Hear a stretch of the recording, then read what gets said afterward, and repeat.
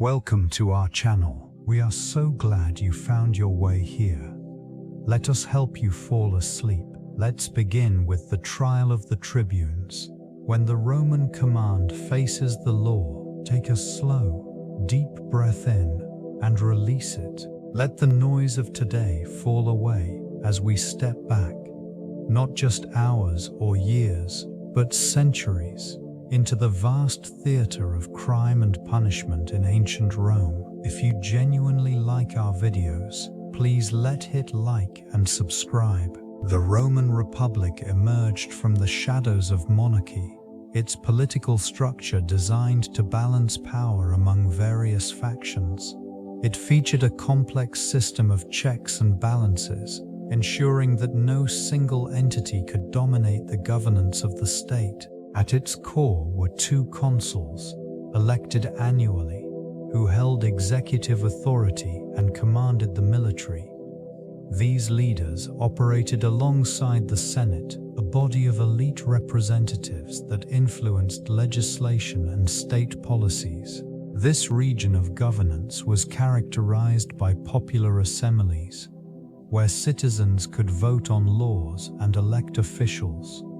Representation was pivotal, as the plebeians, the common people, sought political power and protection against the elite patrician class. The creation of the tribune of the plebs signified a significant victory for the lower classes, granting them a voice in governance and the ability to veto decisions detrimental to their interests. Legal frameworks, such as the 12 Tables, codified laws, providing clarity and consistency in judicial matters. They served as a foundation for Roman law, influencing legal systems for centuries to come. Through these structures, governance in the Republic balanced ambition and accountability, fueling both political intrigue and civic engagement. The interplay of power among various branches created a dynamic environment, setting the stage for conflicts that would. The role of the tribune of the plebs emerged during a time of social unrest in ancient Rome, a response to the growing disparity between the patricians and the plebeians. Established in the 5th century BCE, this office aimed to provide a voice for the common people, granting them a measure of protection against the potential abuses of the ruling class. The tribunes possessed the power to veto decisions made by the Senate and other magistrates, a tool that ensured plebeian interests were not overlooked. These officials were sacrosanct, meaning that any act of violence against them was considered an affront to the state itself. This protective status infused the office with significant authority, allowing tribunes to wield influence far beyond their numbers. It cultivated an atmosphere where the demands of the populace could not be easily dismissed. In this context, the role of the tribune evolved into a crucial component of the political landscape.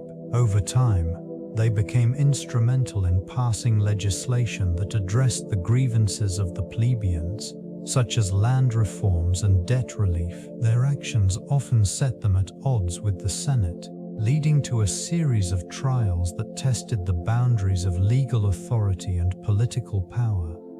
This tension underscored the complexities inherent in the Roman political system, revealing the fragility of balance between competing interests. Origins of the tribunate trace back to the early Republic, a pivotal time when societal divisions were starkly pronounced. The patricians, the aristocratic elite, held most power, while the plebeians, the common citizens, struggled for representation. This imbalance spurred the establishment of the tribunate, a response to the growing discontent among the lower classes. Initially, the office of tribune was designed as a safeguard for plebeian rights, elected by the common people. These officials wielded the power to veto decisions made by the Senate and other magistrates.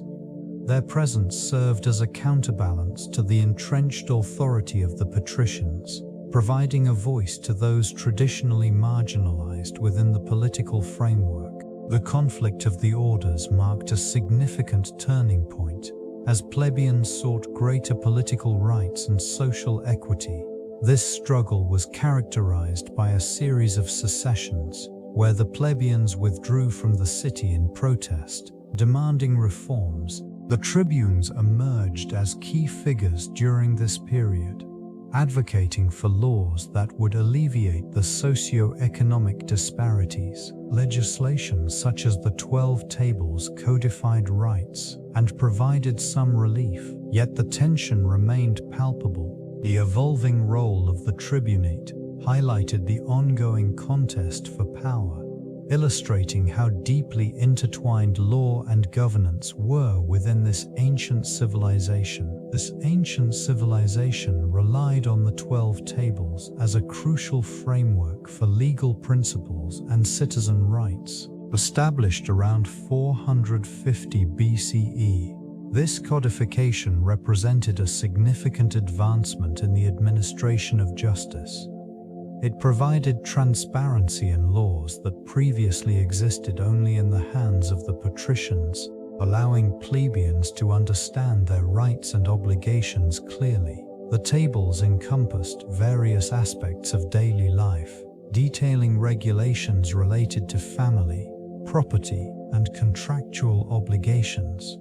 This legal structure facilitated a more predictable and equitable society, as citizens could reference written laws rather than depend on the whims of those in power.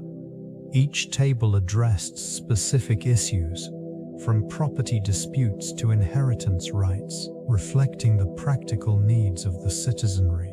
The impact of the 12 Tables extended beyond immediate legal applications, fostering a sense of civic duty and participation. With access to codified laws, citizens felt empowered to engage in the political landscape and advocate for their rights. As the foundations of Roman law were laid, the principles enshrined in these tables would influence not only subsequent Roman governance, but also the legal systems of many civilizations that followed.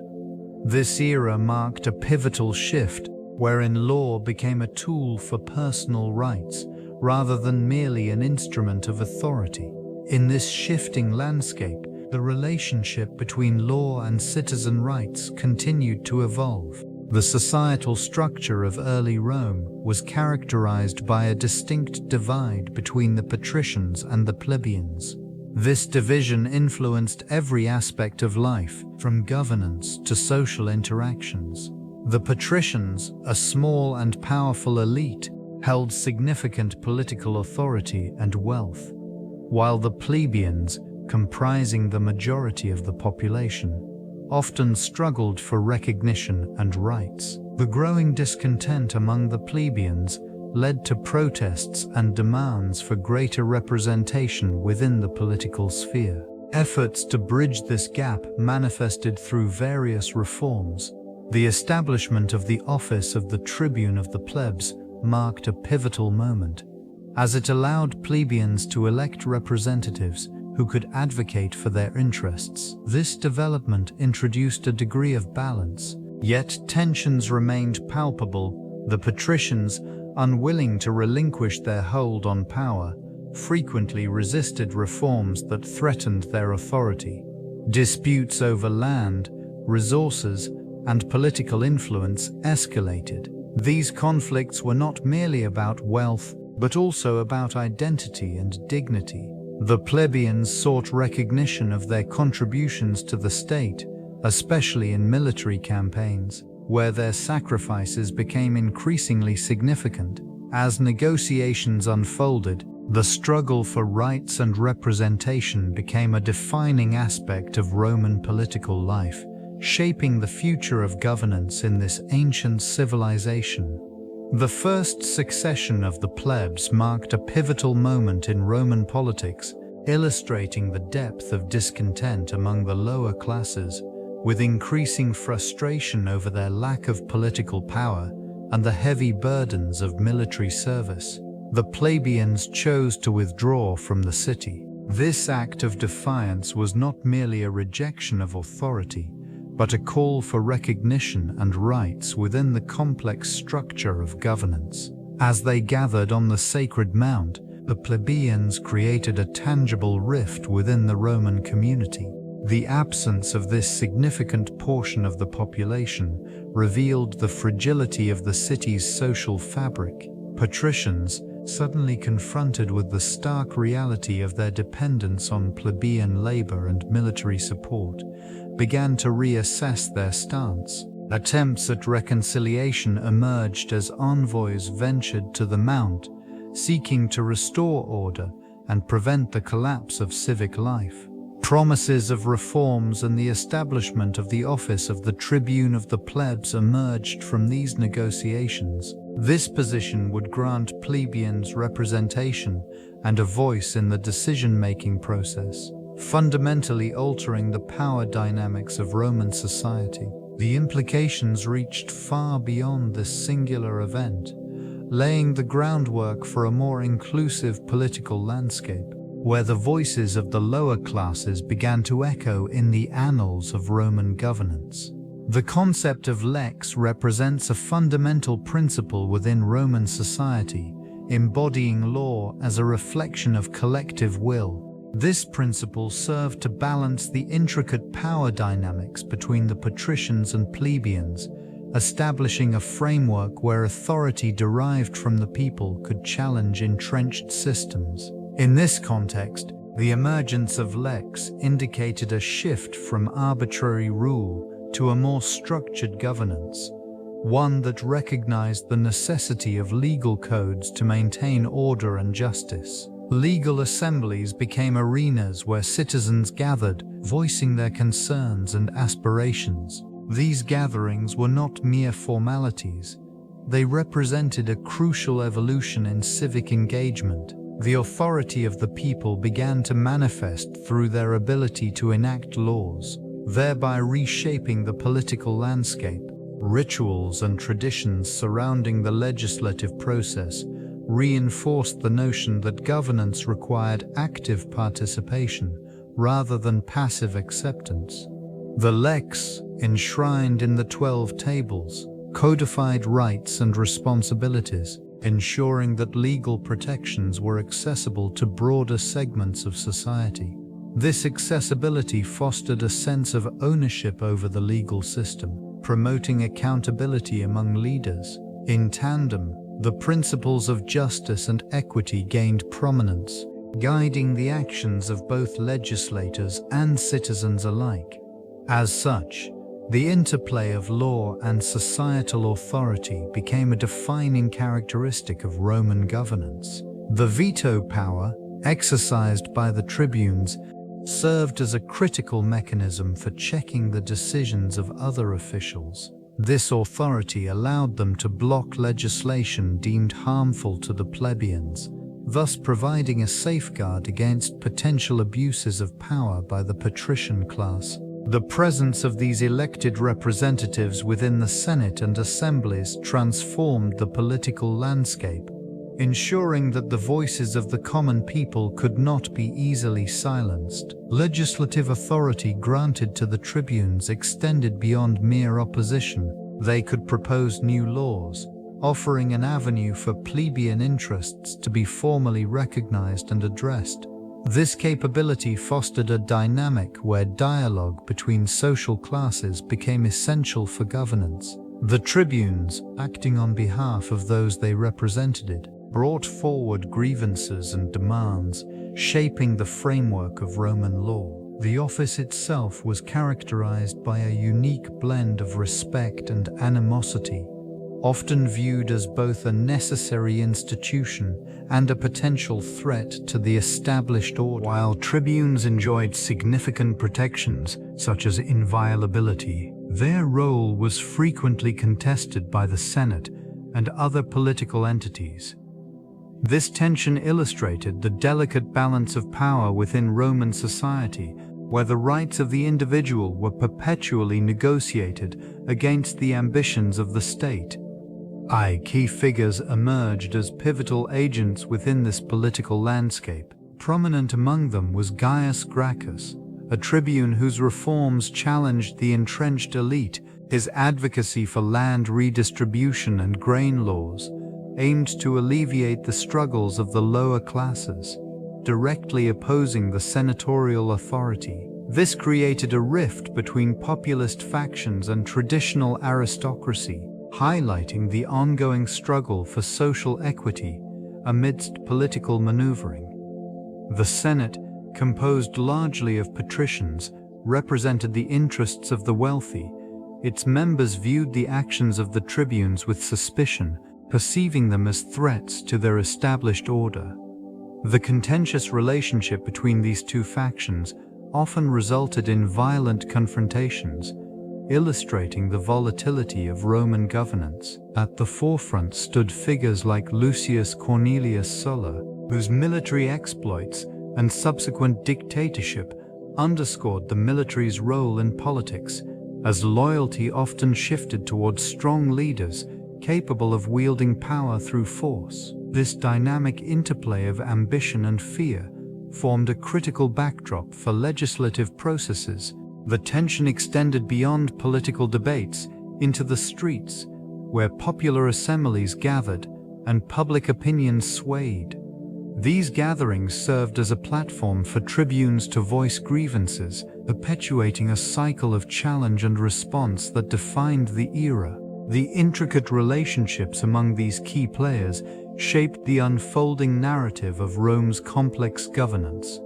A full Roman society, composed of patricians and prominent plebeians, it wielded considerable influence over decision-making processes, particularly in matters of war, legislation, and financial policy. This body met regularly, deliberating on critical issues that would determine the course of Roman society. Advisors to the consuls, senators held a key role in formulating policies that would affect the entire population. Resolutions passed in the Senate, known as Senatus Consulta, were often seen as guiding principles, shaping the legislative framework within which the Republic operated. While these decrees were not binding laws, they carried significant weight, reflecting the collective wisdom of experienced statesmen. The relationship between the Senate and other political entities, including the tribunes, was marked by tension and collaboration. Tribunes, representing the interests of the plebeians, often challenged senatorial authority, advocating for the rights of the common people against the elite. This dynamic created a system of checks and balances. Though fraught with conflict, as power shifted over time, the Senate's influence fluctuated, yet it remained a crucial component of Rome's political landscape, embodying the complexities of its governance. The military command in the Republic was characterized by a complex hierarchy designed to respond effectively to both internal and external threats. Command structures often revolved around the consuls, who held the highest civil and military authority. Each year, 2 consuls were elected, sharing power to prevent the concentration of authority in one individual. This frequent rotation of leadership ensured that military strategies remained adaptable and responsive to emerging challenges. Under the consuls, the legions operated as the backbone of Roman military might. Each legion consisted of approximately 5,000 soldiers, organized into cohorts and centuries, allowing for both flexibility and discipline on the battlefield. Commanders, known as legates, were appointed to oversee these legions, often selected from the ranks of experienced senators. Their authority depended on both military prowess and political acumen, as successful campaigns could enhance their standing within the Senate. This structured command was further bolstered by the role of tribunes, who represented the interests of the plebeians and held the power to veto decisions that could jeopardize the welfare of the citizen soldiers. The interaction between military leadership and political authority often resulted in tension, particularly during periods of crisis when the boundaries of power could blur, leading to significant implications for both governance and military effectiveness within the Republic. Military leaders wielded considerable influence over Roman politics, particularly in times of unrest and conflict.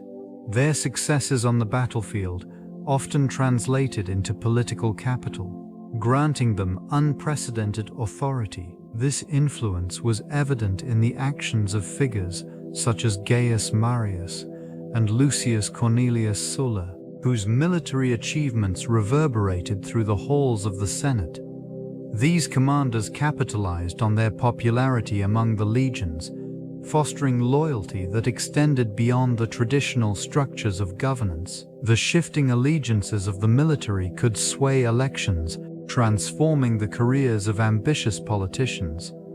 Legislative decisions were frequently overshadowed by the looming presence of a general returning from conquest, whose soldiers might demand political favors or reform in return for loyalty. The Senate often found itself in a precarious position, negotiating with or attempting to curtail the power of these military leaders. Political maneuvers, such as the use of tribunes to safeguard the interests of the populace, were countered by the formidable might of a general's loyal forces. This dynamic created an ongoing struggle for dominance, wherein military triumphs served to amplify the voices of those in command, sometimes leading to civil strife or the erosion of republican ideals. In this intricate web of relationships, the consequences of military influence on political life were profound, shaping the trajectory of Roman governance for generations. The tension between military commanders and tribunes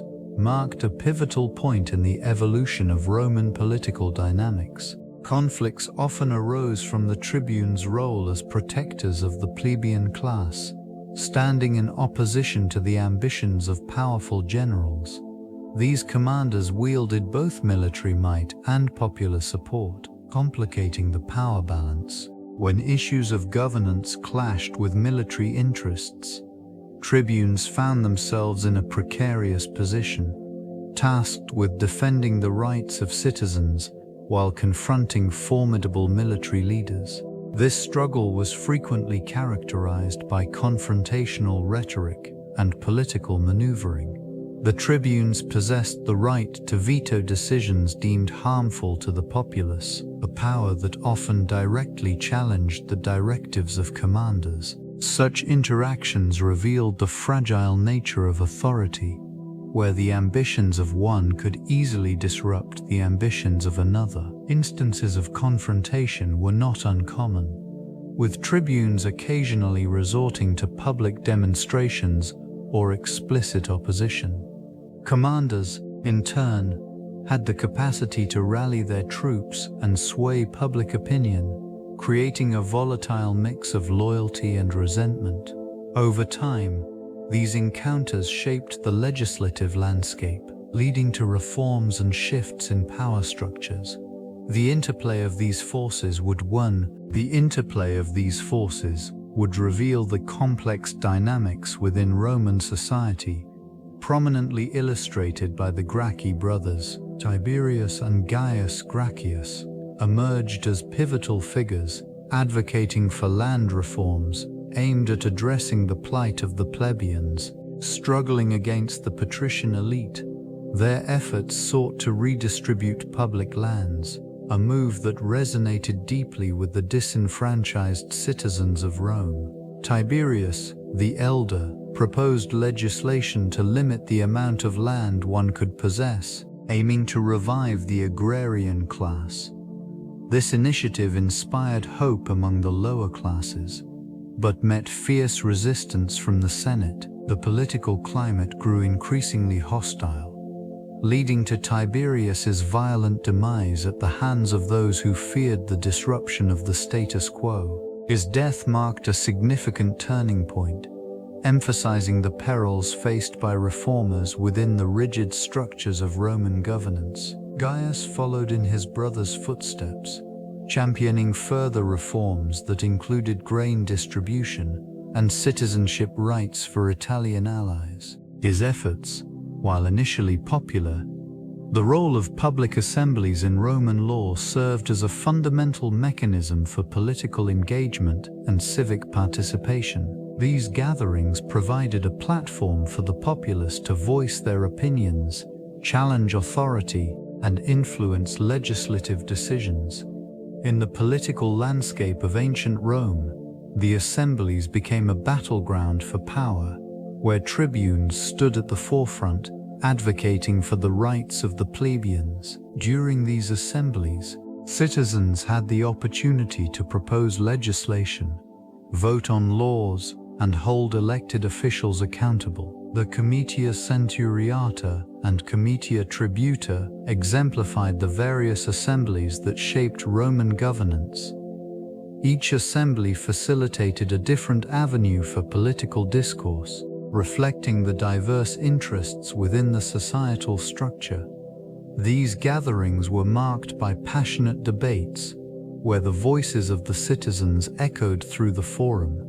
The presence of tribunes ensured that the grievances of the lower classes were acknowledged. This mechanism allowed for a balance of power, as tribunes wielded the right to veto decisions deemed unfavorable to their constituents. The influence of public assemblies extended beyond mere legislation. They shaped the very identity of Roman citizenship. Participation in these events fostered a sense of belonging and engagement within the community.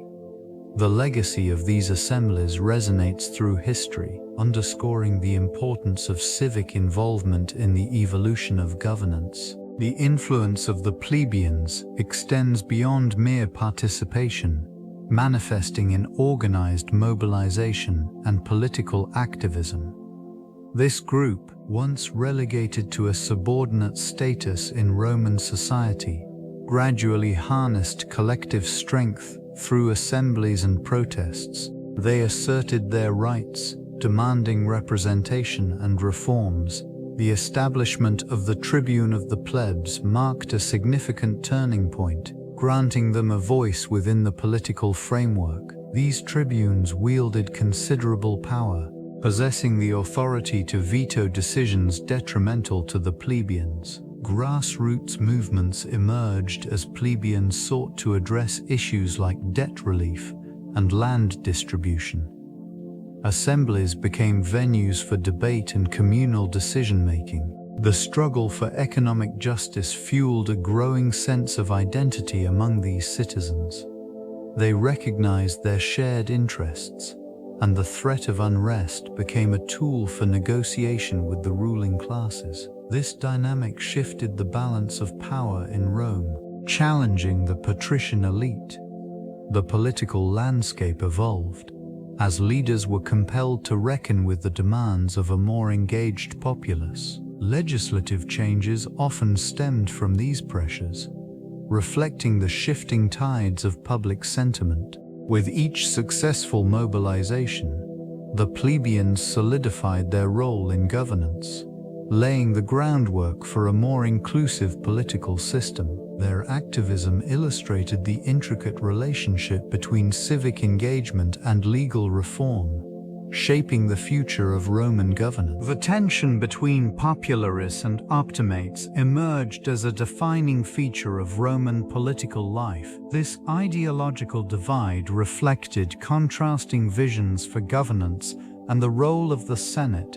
Advocates of popularis sought to empower the plebeian class, promoting reforms to enhance their rights and influence. It represented a shift towards greater inclusivity, aiming to alleviate the burdens faced by the lower classes. Legislative proposals often aimed at land redistribution and grain supply, appealing directly to the populace. Opposing this movement, the optimates championed the interests of the aristocracy and the traditional senatorial elite. Their focus remained on preserving the status quo, emphasizing the importance of established institutions and the authority of the Senate. This faction viewed reforms as threats to social order, advocating for a governance model rooted in the principles of hierarchy and noble lineage.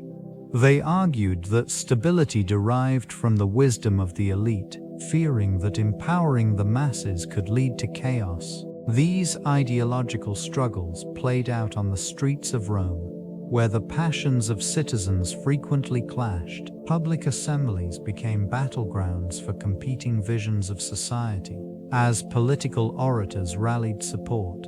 The consequences of this divide were profound, laying the groundwork for significant shifts in power dynamics that would occur. The loyalty of commanders to their legions shifted the very fabric of Roman governance. It redefined the relationship between military authority and political power, creating a landscape where the allegiance to individual generals often surpassed that of the state. This phenomenon was not merely a byproduct of personal ambition, but rather a structural transformation in the military's role within the Republic. As commanders amassed their own followings, the legions became instruments of political influence. The soldiers, bound by loyalty to their leaders, could sway elections, initiate reforms, or even incite rebellion.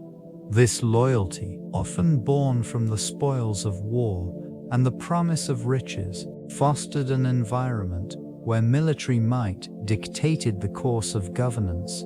The Senate, once the centerpiece of political power, found its authority increasingly undermined as commanders leveraged their legions for personal gain. The implications of this loyalty were multifaceted. While it allowed for rapid military campaigns and expansion, it also led to instability. The loyalty of legions could easily turn against the state, igniting civil strife. This shift culminated in a series of conflicts that would reshape the power dynamics within the Roman Republic. The role of popular tribunes became increasingly pivotal in military affairs, as these elected officials wielded significant influence over the armies. Tribunes held the power to convene the plebeian assembly, allowing them to voice the concerns of the common citizenry, particularly regarding military conscription and the treatment of soldiers. The tribunes often acted as intermediaries between the populace and the military command.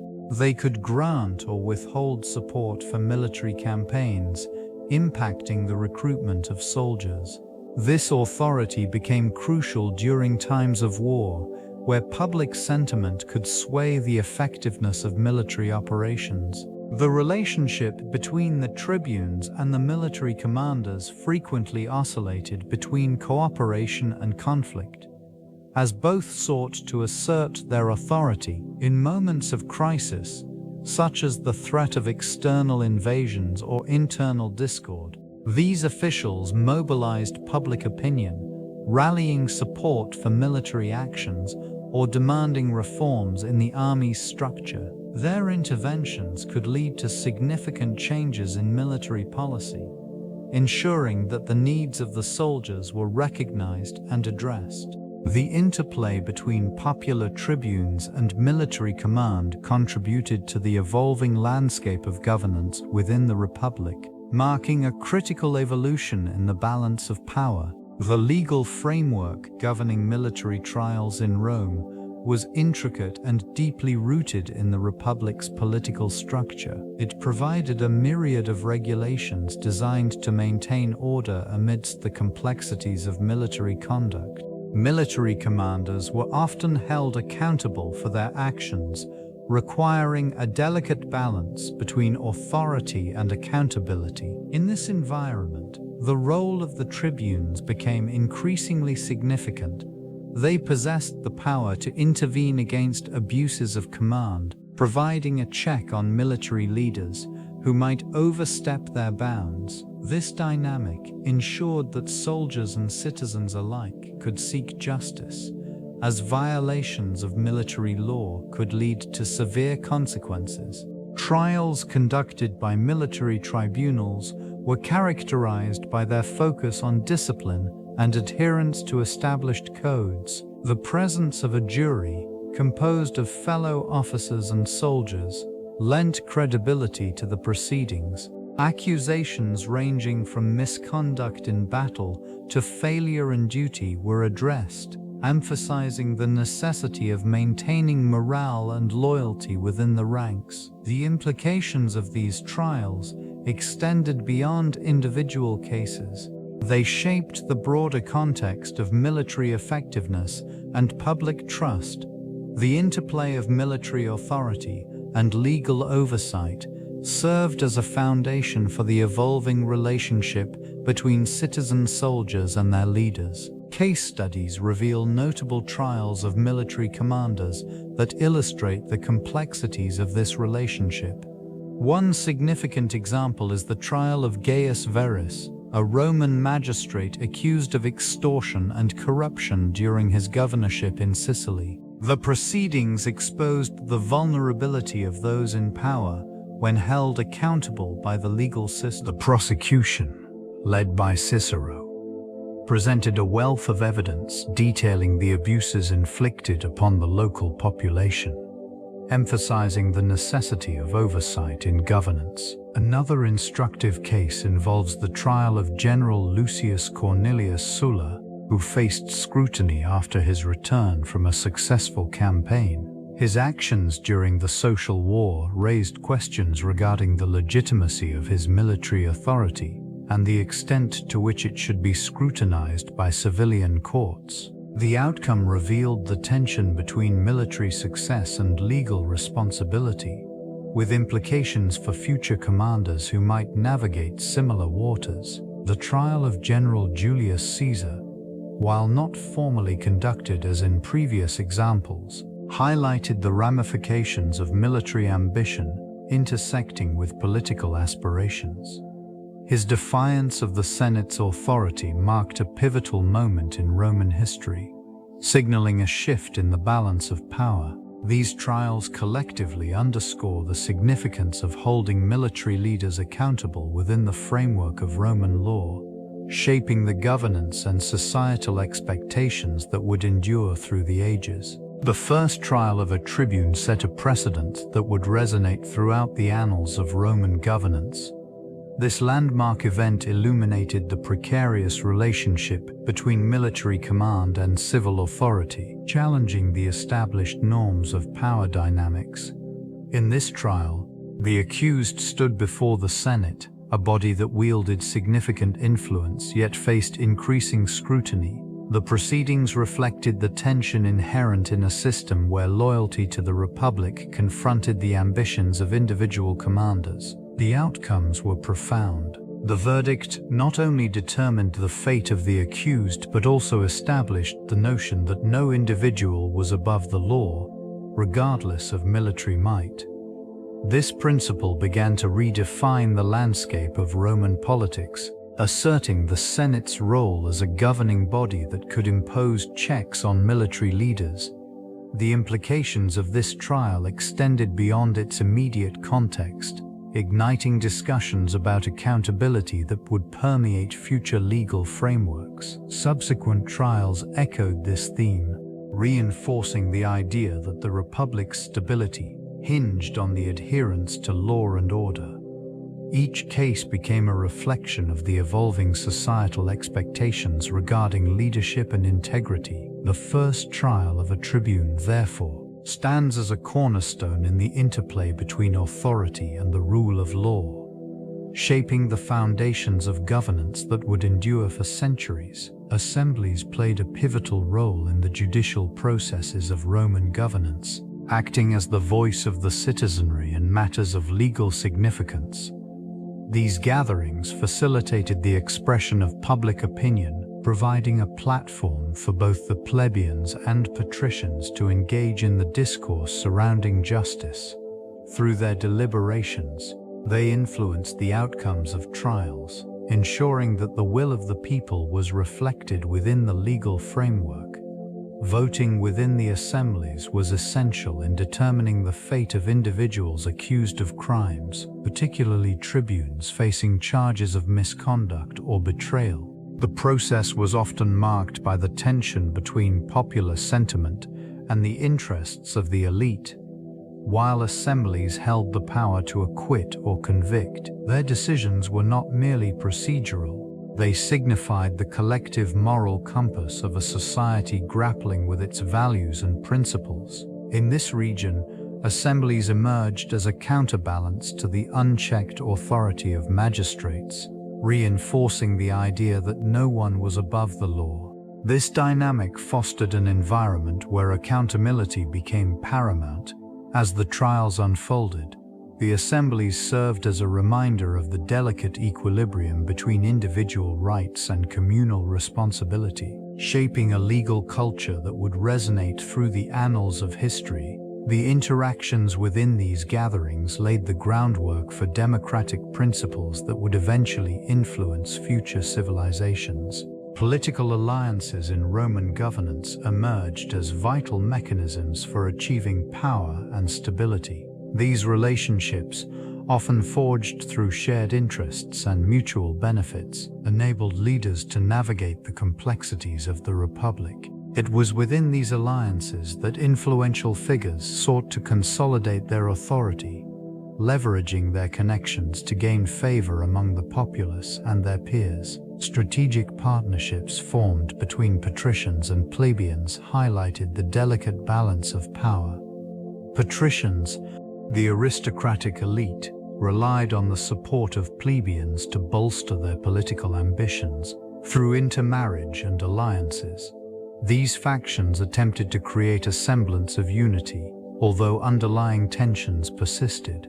The establishment of the Tribune of the Plebs served as a crucial development, allowing plebeians to voice their grievances and protect their interests. These dynamics were further complicated by personal rivalries and shifting allegiances, as individuals sought to position themselves advantageously within the ever-changing political landscape. The Senate, often seen as the epicenter of power, became a battleground for competing factions. Each senator's influence waxed and waned based on their ability to forge and maintain alliances, often leading to a web of negotiations and compromises. The resultant interplay of loyalty and ambition shaped the Republic's governance, leaving an indelible mark on the very foundations of Roman law and society.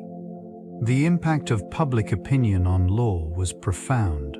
Often swayed by the effective use of propaganda, rhetoric became a powerful tool in shaping perceptions, allowing leaders to manipulate narratives to their advantage. Orators, skilled in the art of persuasion, took to the forum where the populace gathered, eager to absorb the latest proclamations. These speeches were not merely performances, they were calculated strategies, designed to influence the masses and assert control over the political landscape. The dissemination of information extended beyond speeches. Flyers and public proclamations circulated, amplifying particular viewpoints while suppressing dissent. This manipulation of information created a dichotomy within society, as various factions vied for favor, often at the expense of truth. It was here that the boundaries of legality became blurred, as the law was wielded like a weapon against adversaries. Public trials provided a stage for these strategies, where the courtroom transformed into a theater of influence. Accusations could shift public sentiment, turning the tide of political fortunes. The outcome of such trials often hinged not solely on evidence, but on the ability to sway juries and spectators alike. This intricate dance of power, propaganda, and public engagement defined the nature of governance in this era, encapsulating the complex relationship between law and the citizenry. The influence of rhetoric and oratory in trials served as a fundamental pillar of Roman legal proceedings. Skillful orators wielded language with precision, shaping public perception and swaying juries through carefully crafted arguments. This ability to manipulate words transformed the courtroom into a battleground of intellect, where the outcome often hinged on the eloquence of the speakers. Prominent figures such as Cicero emerged as masters of this craft, employing techniques that elevated their speeches beyond mere persuasion. Their use of ethos, pathos, and logos created a framework that not only captivated audiences but also instilled a sense of credibility and emotional resonance. The effectiveness of these speeches extended beyond the courtroom, influencing public opinion and political landscapes throughout the Republic. In this arena, the manipulation of rhetoric aligned closely with the ambitions of the tribunes, who utilized oratory as a tool to champion the rights of the plebeians. Each trial became a public spectacle where the stakes extended far beyond individual cases. The outcomes often shaped legislative reforms and social dynamics, reflecting the intricate interplay between law, power, and the populace. As trials unfolded, the atmosphere thrummed with anticipation, underscoring the critical role of speech in determining justice. This emphasis on verbal prowess highlighted the delicate balance that governed Roman society, revealing the profound impact of oratory on civic life. The intersection of law and morality in Roman society was intricate and often contentious. Legal statutes were not merely a collection of regulations, they were deeply intertwined with the moral fabric that underpinned the Republic. Courts served as arenas where the moral standing of individuals was scrutinized, and oratory played a pivotal role in influencing judgments. Rhetoric had the power to elevate a defendant's character or undermine it, often swaying public opinion and, by extension, the decisions of jurors. This region of civic life reflected a broader philosophical debate concerning justice and ethical conduct. Many Romans adhered to the principle that laws should mirror moral values, ensuring that the legislation served not just to maintain order but also to promote virtue. Legal experts often engaged in philosophical discussions, contemplating whether a law devoid of moral underpinnings could truly be considered just. Controversies arose when laws conflicted with prevailing ethical beliefs, leading to significant public outcry. The trials of prominent figures charged with corruption or misconduct frequently highlighted these tensions, prompting re-evaluations of both legal frameworks and societal norms. The citizens, witnessing the interplay between statutes and ethics, became increasingly aware of their roles as both observers and participants in this evolving narrative. In such moments, the boundaries of law and morality were tested, revealing the dynamic nature of Roman governance. The trial of Gaius Gracchus serves as a poignant case study in political retribution, illustrating the complexities of power within the Roman Republic. This singular event unfolded amidst a backdrop of social unrest and political upheaval, where the aspirations of reform collided with entrenched interests. Gracchus, a figure advocating for land reforms and rights for the plebeians, became a target for those reluctant to yield their influence. Accusations against him intensified, driven by opponents who perceived his initiatives as threats to the traditional hierarchy. The political atmosphere thickened with animosity as the ruling elite sought to undermine his credibility. Legal mechanisms, often manipulated, transformed the courtroom into a battleground for ideological conflict. Witnesses were summoned, and testimonies woven with intent, highlighting the fragile nature of justice in a politically charged environment. Supporters rallied, yet the tides of public opinion shifted rapidly. Each day brought new challenges, exacerbating the tension between factions within the Senate.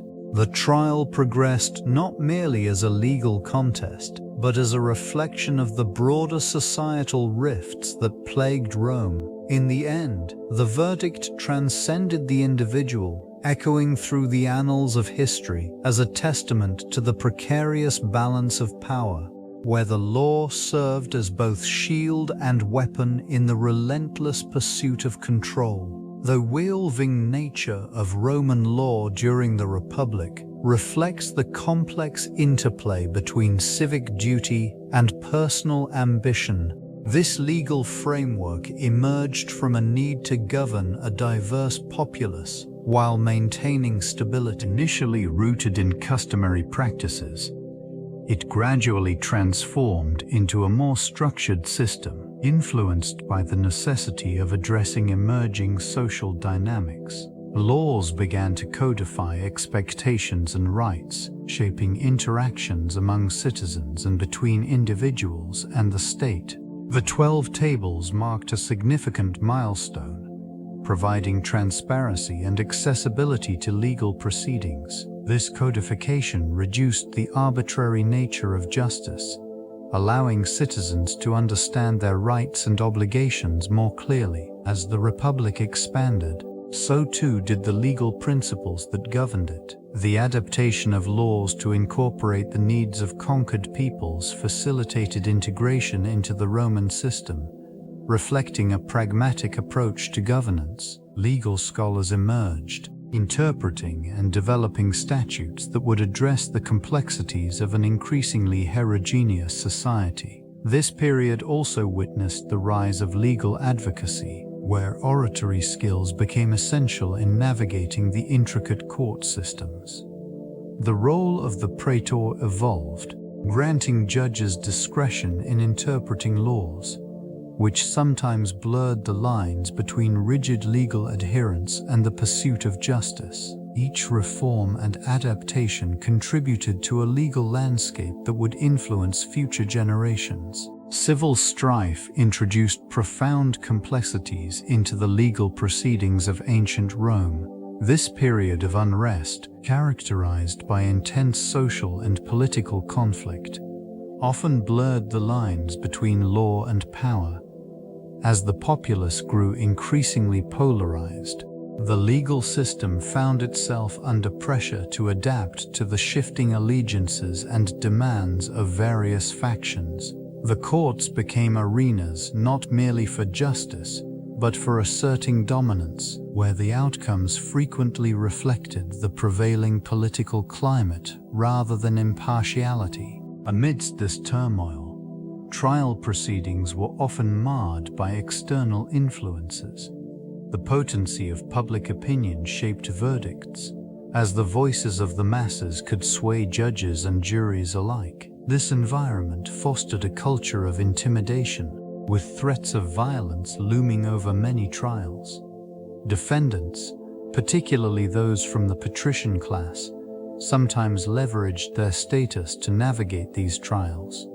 While the plebeians frequently faced harsher scrutiny, legal reforms aimed at curbing these excesses were often met with resistance, as vested interests fought to maintain their privileges. The complexities of civil strife not only influenced the immediate outcomes of trials, but also contributed to the evolution of legal principles, prompting thinkers and lawmakers to reassess the foundations of justice. In this way, the struggles of the era left an indelible mark on the Roman legal system, reshaping its course for centuries to come. The involvement of the populace in the enforcement of law during this period was both significant and complex. Citizens, through various assemblies and tribunes, wielded power to hold officials accountable. The role of these elected representatives became pivotal, as they served as intermediaries between the governing elite and the common people. Their authority included the ability to veto legislation and protect citizens from abuses of power, establishing a crucial check within the system. This dynamic often manifested in public gatherings, where citizens voiced their grievances and demanded justice. In these moments, the collective will of the people could sway decisions, impacting legal outcomes and the behavior of those in command. The assembly's influence was not just limited to the tribunes, it extended to the judicial process itself, where public opinion played a significant role in shaping the perception of guilt or innocence. Instances of popular unrest illustrated the intense desire for fairness and accountability.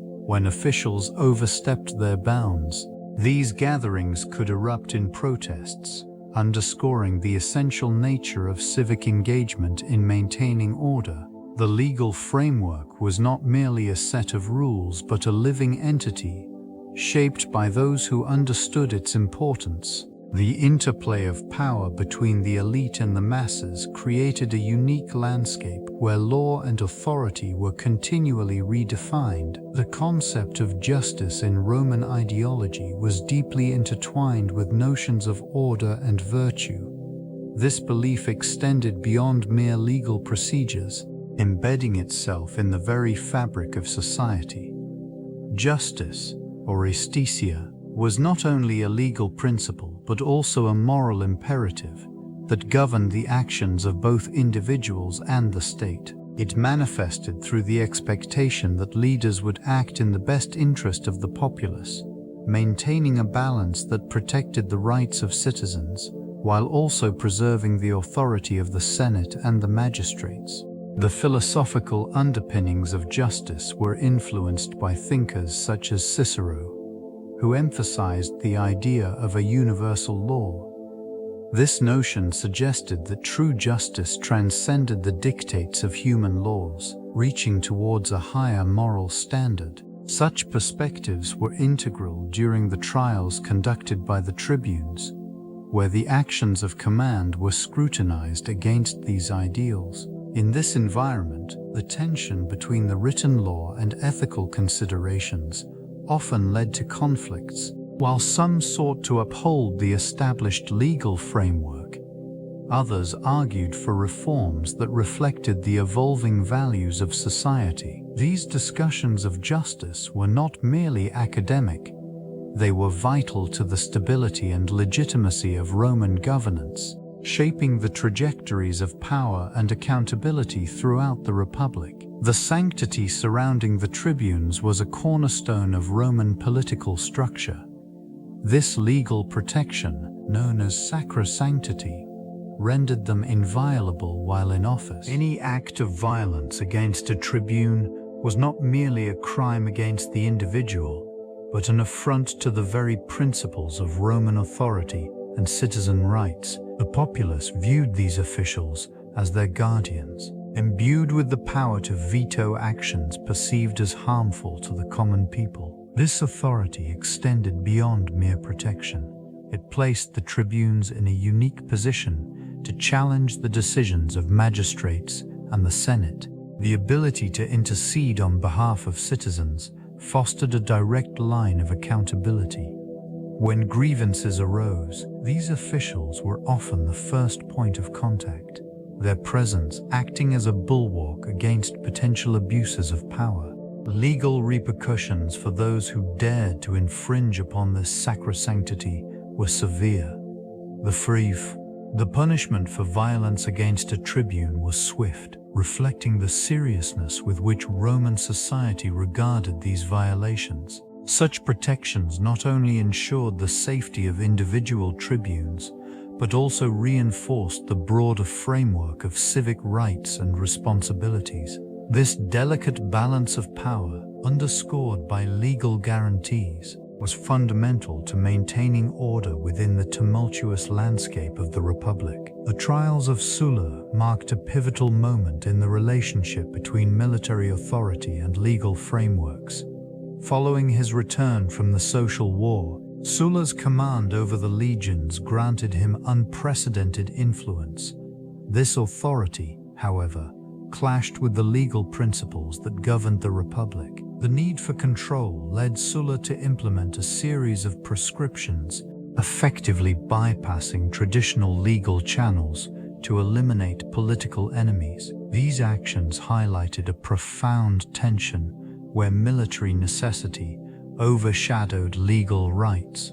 Individuals found themselves stripped of protections, often facing execution without trial. The legal authority that once promised justice was rendered impotent in the face of Sulla's overwhelming power. This period also exposed the fragility of the Republic's institutions. Senators and citizens alike grappled with the implications of a leader wielding such authority without regard for established laws. The establishment of the dictatorship, albeit temporary, set a precedent for the acceptability of military rule during crises. Underlying these events was a profound transformation in the perception of law and governance. The erosion of legal safeguards created an environment where fear reigned, and the boundaries of authority blurred. Historical reflections on this era revealed the precariousness of democratic ideals when confronted by the realities of power and control. The legacy of Sulla's trials resonates, serving as a cautionary tale in the annals of governance. The interplay between military authority and judicial power underscores a pivotal tension within governance. In Rome, this relationship often dictated the course of political and social stability. Generals wielded their legions not just as instruments of conquest, but as tools for influencing judicial outcomes. This dynamic blurred the lines between law and order, creating a complex web of allegiance and fear. Military leaders, buoyed by the loyalty of their troops, frequently sought to sway legal decisions in their favor. The courts, in turn, found themselves navigating the delicate balance between upholding the law and appeasing powerful military figures. In this milieu, the threat of force lingered, casting a shadow over judicial proceedings. The trials of prominent figures, such as the trials of the Tribunes, exemplified the risks inherent in this relationship. When the military intervened, it often signaled a shift away from democratic ideals toward a more autocratic approach. The judiciary's ability to act independently diminished, leading to a cycle of corruption and intimidation. This erosion of judicial integrity not only weakened the rule of law, but also instilled a pervasive sense of insecurity within the populace. Citizens witnessed the transformation of their legal system, where the military's influence overshadowed the principles of justice and fairness. The intertwining of religion and governance shaped the legal landscape of ancient Rome, infusing it with a moral dimension that transcended mere civic administration. Temples and religious rituals occupied a central place in public life, reflecting the belief that divine favor directly influenced the health and stability of the state. Priests held significant sway, often acting as intermediaries between the populace and the pantheon, interpreting omens and guiding decisions that affected legislation. This structure ensured that legal proceedings were not only a matter of earthly judgment, but also involved celestial consideration. The auspices taken before trials served to legitimize decisions, as the favor of the gods was believed to validate the outcomes. The presence of religious observances in the courtroom reinforced the notion that justice was a divine attribute, intertwining the fates of individuals with the will of the gods. Sacred laws, such as the 12 Tables, were imbued with religious significance, asserting that adherence to these principles was essential for maintaining societal order. Violations were viewed through a lens of moral failing, often resulting in severe consequences, not just legally, but also spiritually. Consequently, the influence of religion on legal matters forged a complex relationship where the authority of the state coalesced with divine oversight, ensuring that the pursuit of justice remained inseparable from the realm of the sacred. The trial of Jugurtha serves as a pivotal moment in Roman history, exemplifying the intertwining of corruption and political intrigue. This event arose from a backdrop of escalating tensions between Rome and the Numidian king, highlighting the vulnerabilities within the Roman political system. Accusations of bribery permeated the air, revealing a network of alliances and betrayals that ensnared numerous officials. It became evident that the pursuit of power often overshadowed ethical considerations, as rival factions sought to exploit the situation for personal gain. Amidst this turmoil, the Senate's response illustrated the complexities of governance. The desire to maintain order clashed with the necessity of accountability, leading to a series of trials and inquiries. The trial of Jugurtha also signified a transformation within the Roman legal framework. A growing awareness of the need for reform took hold as citizens began to question the efficacy of their leaders. This scrutiny marked a turning point, reflecting the increasing demand for transparency in governance, which would resonate through the annals of history. The echoes of this trial continue to inform contemporary discussions on power, ethics, and accountability. The political landscape shifts significantly in the wake of military defeats. These events often expose vulnerabilities within governance, leading to a re-evaluation of leadership and authority. In ancient Rome, the loss of a battle could incite unrest among the populace, questioning the competence of those in command. As the military failed, so too did the confidence in political figures. Dissent began to emerge, fracturing alliances and creating rifts within the Senate. This environment fostered a demand for accountability, particularly toward military leaders. When soldiers returned from the front lines bearing tales of loss, the weight of those narratives pressed heavily upon the decision-makers. The tension between the military and civilian authorities escalated, with tribunes often caught in the crossfire, serving as intermediaries between the two factions. Legal proceedings, like the trial of the tribunes, became a conduit for public frustration. They illuminated the consequences of military miscalculations, prompting calls for reform. The populace sought assurance that their leaders would be held responsible for their actions, ensuring that future defeats would not go unpunished.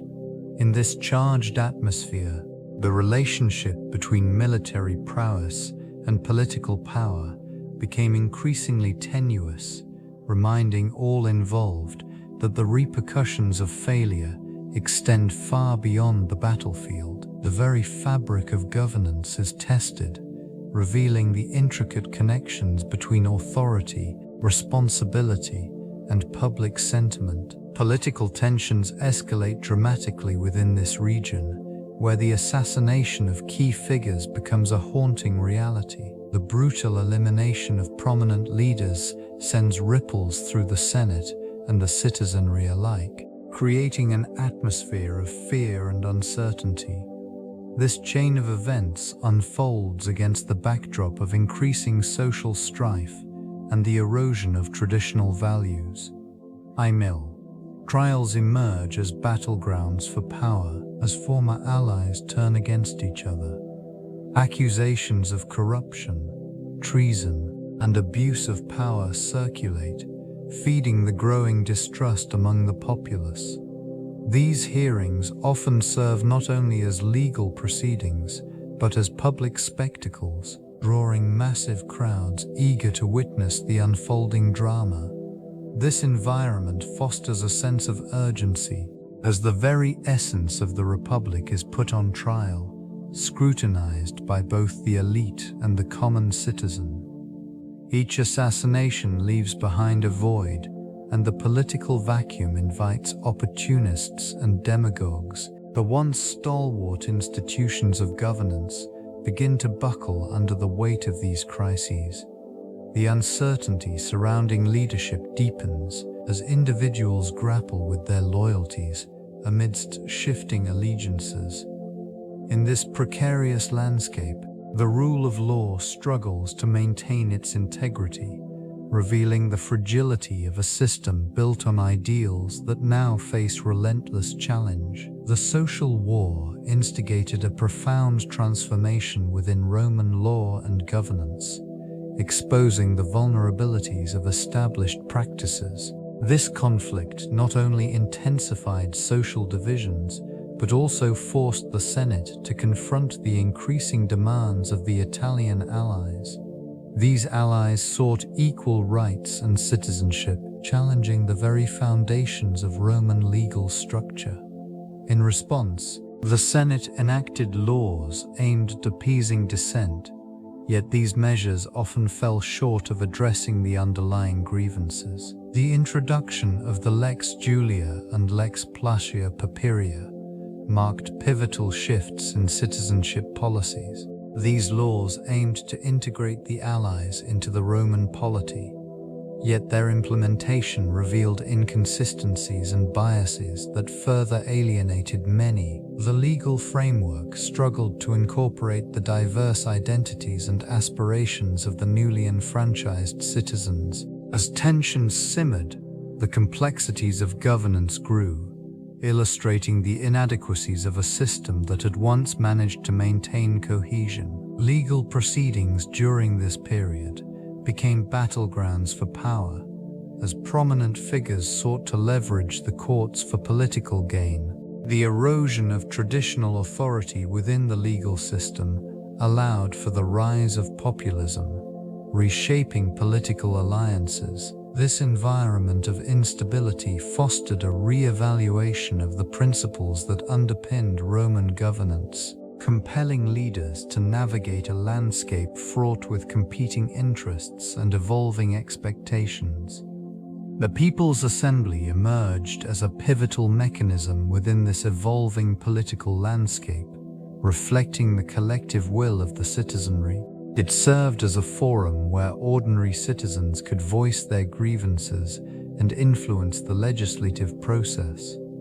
This assembly became increasingly relevant, particularly when legal decisions were at stake, as it asserted the rights of the populace against the authority of the elite. Members of the assembly gathered to deliberate on matters that affected their lives directly. This collective participation allowed for a degree of accountability among leaders who faced scrutiny from those they governed.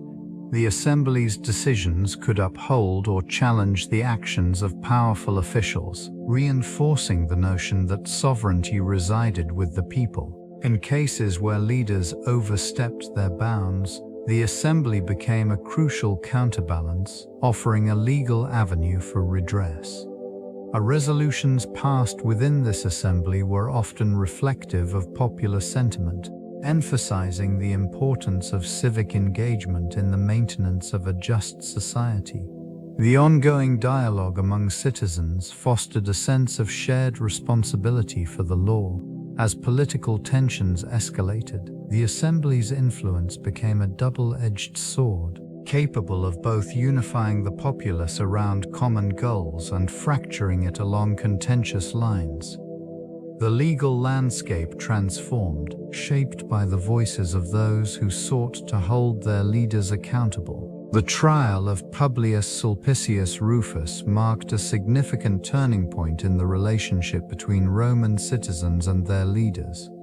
Accused of overstepping his bounds as a tribune, Rufus found himself at the center of a legal storm that would reverberate throughout the Republic. This scrutiny revealed not only the vulnerabilities in the political framework, but also the growing appetite for accountability among the populace. Rufus's defense relied heavily on the principles of popular sovereignty and the rights of the tribune to act in the interests of the people. Legal arguments unfolded, showcasing the complexities of Roman law, as supporters rallied to emphasize the importance of civic engagement. The courtroom became a battleground of ideas, where each side presented cases that would shape the future of governance. Political repercussions emerged swiftly, with factions forming around Rufus's ideals.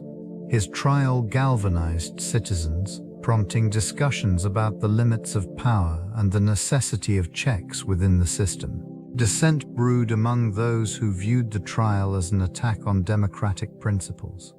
The outcome would lead to a re-evaluation of the roles and responsibilities of public officials, embedding the notion that leaders could be held accountable for their actions. In the aftermath, the legal precedents established during this period would influence generations, echoing the persistent dialogue between authority and the rights of the governed. The emergence of Julius Caesar marked a significant intersection of military command and legal authority. This figure, renowned for his strategic brilliance, wielded power that transcended the traditional constraints of Roman governance.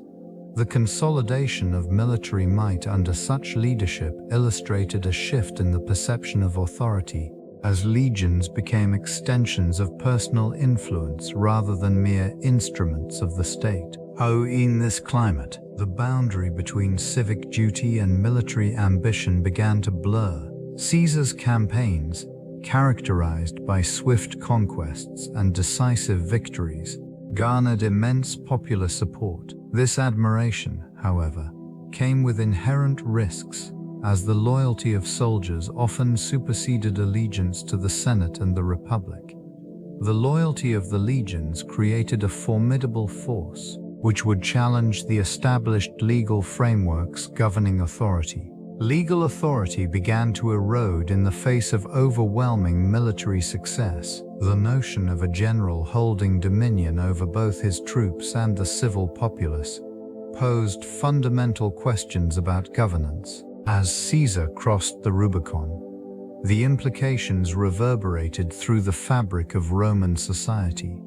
It signaled a pivotal transformation, wherein the intersection of military success and legal authority would redefine the structure of power, paving the way for the eventual rise of imperial rule. This transformation unfolded amid a complex political landscape, where the tribune emerged as a crucial figure within the Roman Republic, acting as a representative of the plebeians.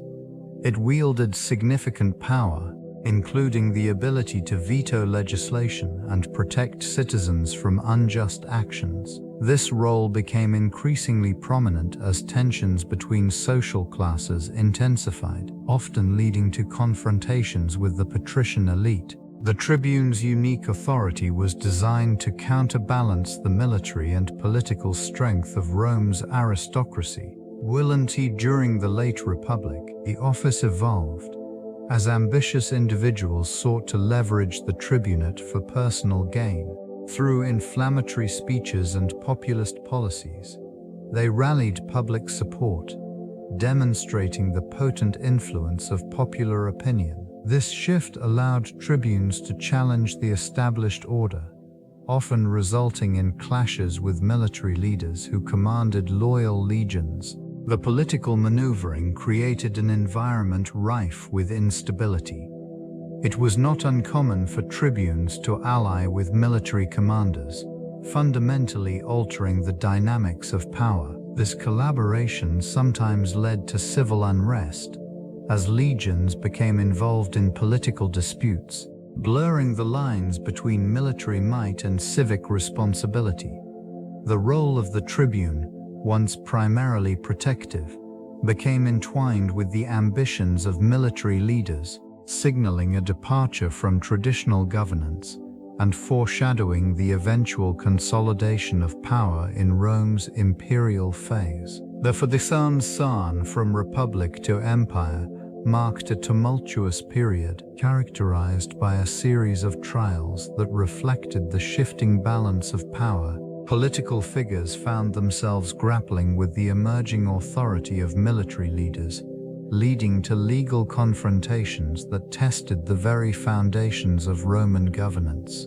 These trials often pitted tribunes against their former allies, revealing the complexities of loyalty and ambition during this transformative era. The legal proceedings took place in a climate of uncertainty, where allegiances could change rapidly. Trials became a means for rival factions to assert dominance, with accusations ranging from corruption to treason. In this charged atmosphere, The courtroom transformed into a battleground for ideologies, demonstrating the struggle between republican values and the emerging autocratic tendencies. Military leaders, emboldened by their legions, often wielded their influence to sway judicial outcomes. The result was a gradual erosion of the tribunes' protective role as they navigated the treacherous waters of political maneuvering. Cases were decided not solely on evidence, but rather on power dynamics and public sentiment, reflecting the broader societal shifts taking place across Rome. This period of trials not only shaped legal precedents, but also paved the way for the eventual establishment of a centralized authority, fundamentally altering the governance of the Roman state. The evolution of governance marked a significant transition from the republican model to the imperial framework. During this time, the legal landscape began to reflect the changing power dynamics within the Roman state. Previously, the authority rested largely within the Senate and the people. But as military leaders gained prominence, the balance shifted. This transformation heralded an era where personal power often overshadowed collective governance. Imperial law emerged as a distinct system, characterized by the consolidation of authority in the hands of a single ruler. These leaders wielded vast influence, enacting laws that directly shaped the lives of citizens. The codification of statutes became a tool for reinforcing this power, as edicts issued by emperors carried the weight of law. This transition also saw the rise of legal scholars who meticulously interpreted and expanded upon existing laws, contributing to a growing body of legal thought. The implications were far-reaching, affecting not only political structures, but also social hierarchies. The diminishing role of traditional republican checks and balances led to a more autocratic governance style. With imperial law, the interaction between rulers and subjects underwent a profound change, enforcing a system where legal recourse often depended on the whims of those in power. This shift laid the groundwork for a legal framework that would endure for centuries, influencing the governance of future civilizations. Civil wars profoundly affected the power and influence of the tribunes. These conflicts often erupted over political grievances, leading to instability within the Republic.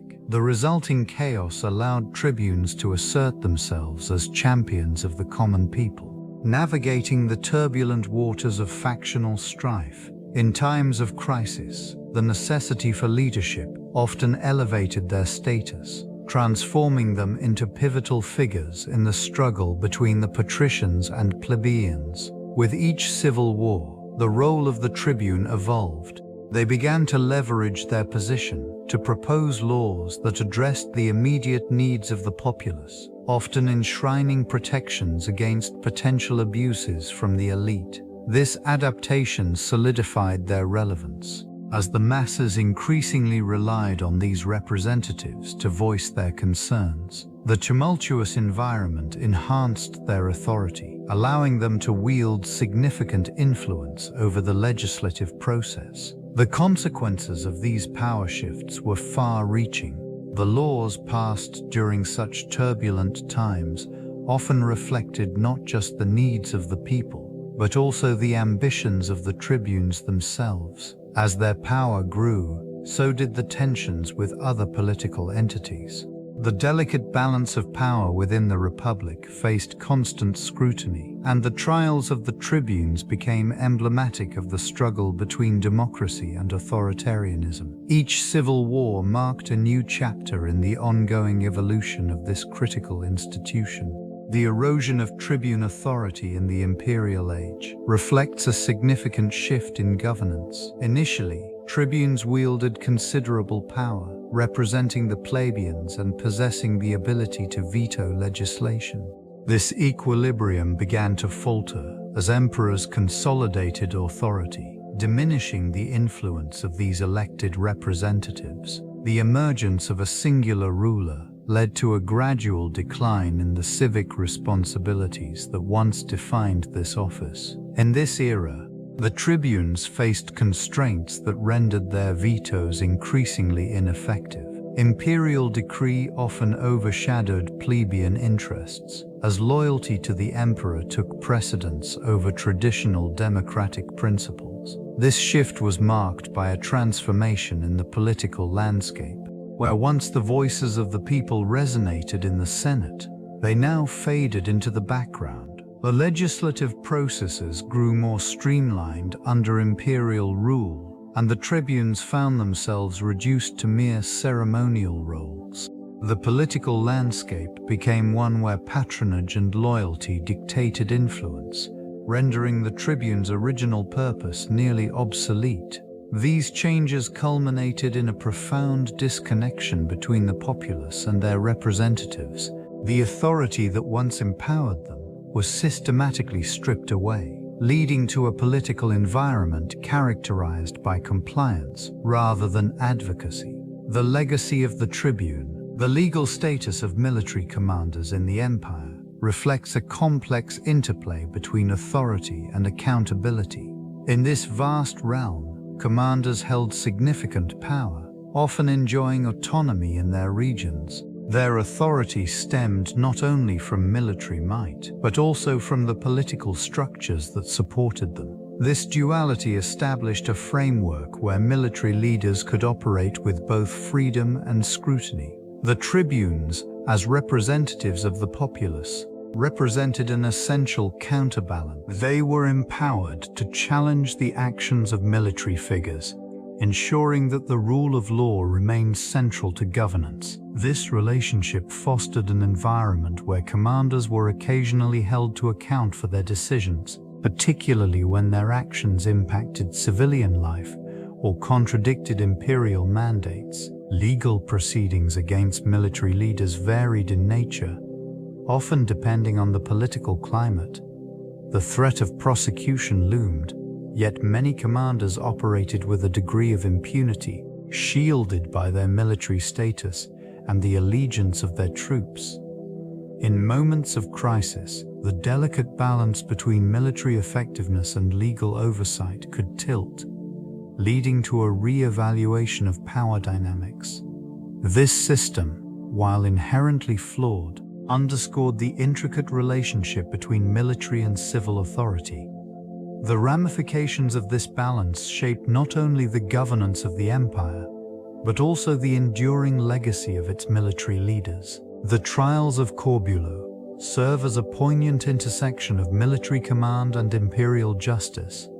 This event highlighted the tensions inherent in a system where generals wielded immense power while remaining subject to the whims of the Senate. Corbulo, a prominent general known for his campaigns in Armenia, found himself ensnared in the complexities of political maneuvering. The Senate, driven by ambition and rivalry, sought to undermine his successes, viewing his popularity as a potential threat to their own standing. Evidence presented during the trials emphasized the delicate balance between loyalty to the emperor and the Senate's desire to maintain authority over military leaders. They scrutinized the general's decisions, questioning whether his actions were motivated by personal glory or the interests of the empire. Each accusation reflected deeper concerns about the potential for military leaders to challenge the imperial authority. The atmosphere within the Senate was charged with uncertainty. Factions emerged, with some supporting Corbulo due to his military achievements, while others clamored for his condemnation. The outcome of the trials reverberated throughout the empire, influencing future military engagements and the treatment of generals. Legal proceedings against Corbulo. Legal proceedings against Corbulo reflect a complex interplay between imperial authority and senatorial power. This relationship, marked by both collaboration and contention, shaped the governance of Rome. Emperors wielded substantial influence, often seen as the ultimate arbiters of law and military action. Yet, the Senate retained considerable prestige, its members regarded as guardians of tradition and republican values. Tensions frequently arose as empires expanded, necessitating swift military decisions that sometimes contradicted senatorial interests. The Senate, representing the elite, often sought to maintain its relevance in governance, challenging imperial overreach. In periods of stability, cooperation flourished, with emperors relying on the Senate to legitimize their actions and consolidate their rule. This collaboration was essential for presenting a united front to the citizenry. The relationship shifted during crises, revealing underlying fractures. Emperors could become isolated, facing dissent from senators who felt marginalized. Legal actions, such as those taken against military leaders, served as instruments of control, reinforcing the notion that no one was above the law, not even the most celebrated generals. This intricate dynamic illustrated the ongoing negotiation between authority and accountability, a cornerstone of Roman political life. As events unfolded, the balance of power continued to evolve, shaping the very fabric of governance in ancient Rome. The Praetorian Guard emerged as a significant force during political trials, acting not only as protectors of the emperor but also as key players in the complex interplay of power. This elite unit wielded considerable influence, often swaying the course of justice through their presence or absence in critical moments. Their role extended beyond mere security. It was entwined with the political climate of the time. These soldiers often found themselves at the nexus of loyalty and ambition. Many politicians sought the favor of the guard, understanding that their support could either bolster a case or lead to a swift downfall. The guard's allegiance was fickle, easily swayed by promises of power or threats of reprisal. This created an environment where legal proceedings could be manipulated, undermining the integrity of the judicial system. During trials, the atmosphere became charged, as the presence of the guard served as a reminder of the emperor's authority. Accusations and defenses were often overshadowed by the looming specter of military might. The outcome of trials frequently hinged on the guard's disposition, making them a crucial factor in the trials of both allies and adversaries. This dynamic illustrated the precarious balance between law and power in ancient Rome, revealing how military force could alter the course of justice. The legacy of this influence remains a testament to the intricate relationship between governance and authority. The foundations laid by Roman law continue to resonate throughout subsequent legal systems. This framework introduced principles such as the presumption of innocence and the rights of the accused, which have become cornerstones of modern jurisprudence. The codification of laws under Emperor Justinian, known as the Corpus Juris Civilis, served as a crucial reference point for legal scholars and practitioners in later centuries. These texts provided clarity and coherence, influencing the development of civil law traditions across Europe. The emphasis on written statutes and legal reasoning found in Roman law shaped the methodologies employed by later legal systems, establishing a precedent for comprehensive legal codes in regions where Roman influence was pronounced, such as France and Germany. Legal institutions adapted these principles, integrating them into national systems. The Napoleonic Code, for instance, reflects a direct lineage to Roman legal thought, showcasing its enduring impact. Common law jurisdictions, while originating from different traditions, have also absorbed elements of Roman legal principles. Concepts such as legal precedent and equitable relief echo the structured approaches of ancient Rome. This enduring legacy illustrates the profound effect of Roman law, bridging ancient practices with contemporary legal frameworks. The principles established in this ancient civilization continue to guide and shape the pursuit of justice in societies around the world. Political assassination marked a profound shift in the legal landscape of the late Roman Empire.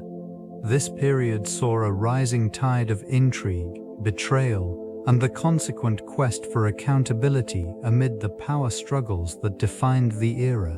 The atmosphere became charged with tension as influential figures maneuvered through a labyrinth of political machinations, often resulting in lethal outcomes. The weight of justice, once a noble ideal, began to feel increasingly elusive.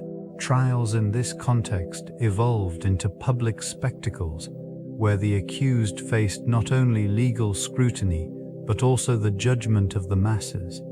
These proceedings illuminated the fragile nature of power, as accusations could stem from mere ambition or rivalry. The resulting chaos blurred the lines between justice and vengeance, as the state apparatus was frequently manipulated to silence dissent or eliminate threats. In these trials, the role of witnesses became paramount. Testimonies could sway public opinion and determine the fate of the accused. This dynamic underscored the vulnerability of individuals caught within the swirling vortex of political conflict. The stakes were high, as the outcomes often transcended personal consequences, influencing the very fabric of governance. As the empire approached its twilight, these trials revealed the complexities of law and morality, encapsulating a struggle that resonated through centuries of legal evolution. The diminishing influence of the tribune marked a significant shift in the balance of power within the empire. Their once formidable authority began eroding, overshadowed by the expanding reach of imperial governance.